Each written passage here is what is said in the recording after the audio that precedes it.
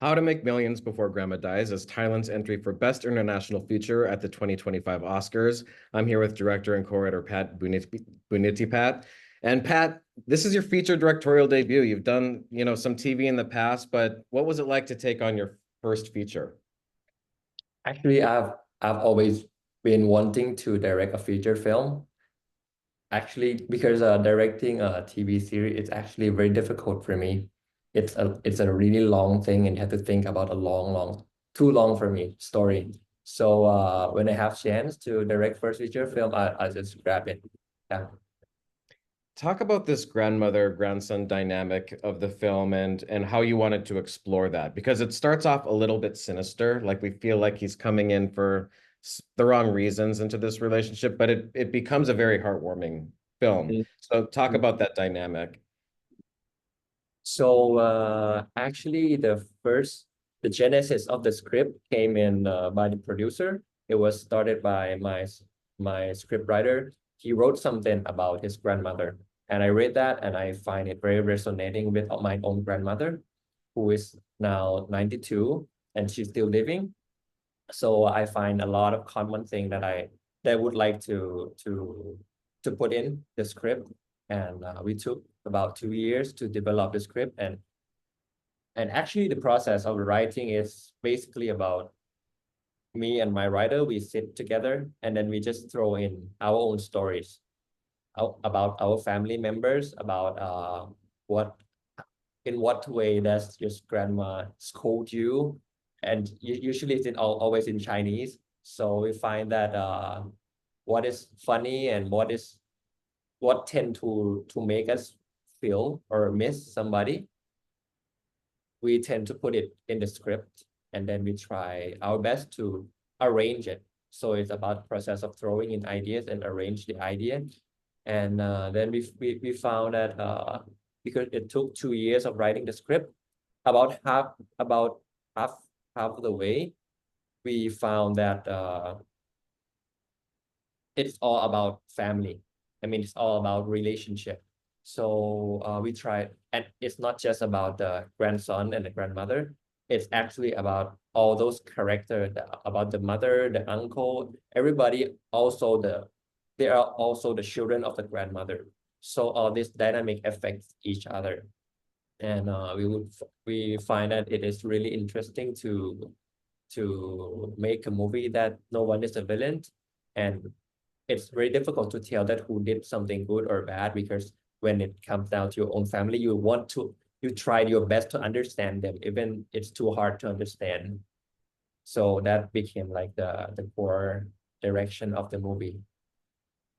And one of my favorite things I read about the making of this film is that the actress who plays Ama, the grandmother, this is her feature film debut. At this age, and she won the part out over 100 actresses were auditioning for. What made you choose her? What was so perfect about her for this role in her first movie at that age? Because we because the script is about everyday life. It's not about any big thing. It's just two people living their lives. So I really want the acting to be natural. And like the ideal way to be natural is to find someone who never act. So we try to find someone who never act, and we came across her accidentally, because she used to play in a very small role for a music video. She would just stand there and start smoking cigarettes the whole music video. She didn't speak a word, and I find her appearance is quite attractive and sweet. So we call her in, and we tape her, and when I see her play, she didn't have any preconcept of acting. She doesn't know how to act.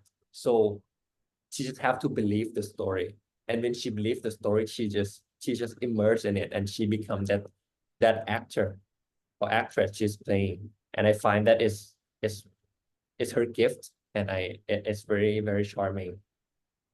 And there's so much chemistry between her and all of the family members. Um, But then how did you decide on your lead for who would play M? Because he's a young rising star. He's also a pop star. So what was it like to work with him and bring him on as the lead of this film? It's he's very famous here in Thailand. So he has a lot of jobs. He has to be a singer, he has to be a pop star, and he has to be like TV actors. So I tried to, but he's very dedicated to the project. He read the script and he liked it very much. So he actually understood the direction that we are going, that we just didn't want him to like really act the way he did before. We just want him to be in the scene, just be present in the scene, like the grandmother. So we spent like half a year doing acting workshops with him. But mostly we don't do scenes, we don't rehearse scenes. We just sit together and we just do some like activity that make touch him and then make him be in the present of the feeling of the touch. So we just practice this.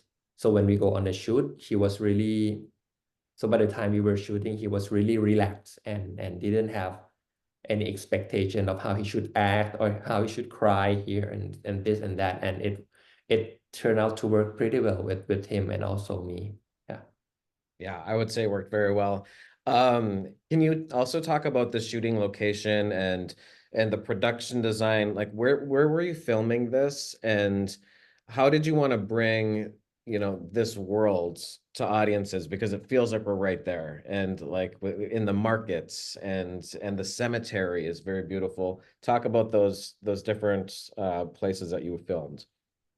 Okay, we mostly film in Bangkok, and it's like a less well-known Chinatown, and it has this train just right just cut right through the middle of the market, and we find that very beautiful. So we wanted to film there. Most of the film was filmed there. Uh, so if you have a chance to be in Bangkok or in Thailand, you will find that it's very messy. It's very messy and it's also very beautiful.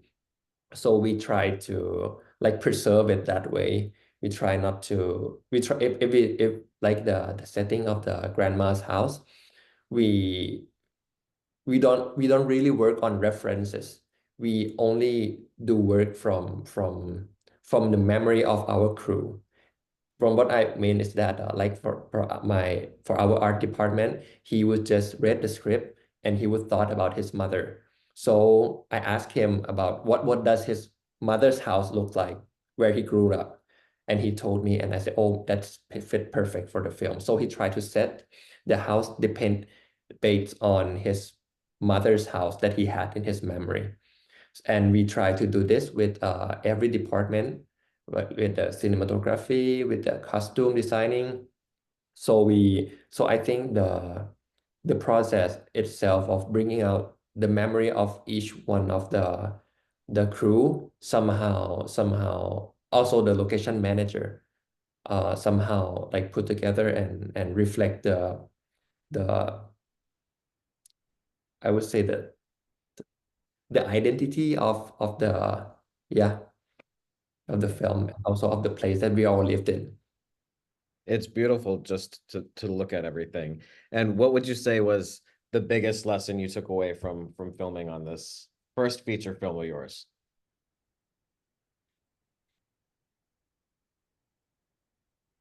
I think it would be that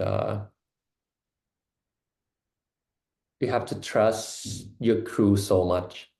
You have to choose the crew that you trust, and you have to really trust them and really see the strength that they have and try.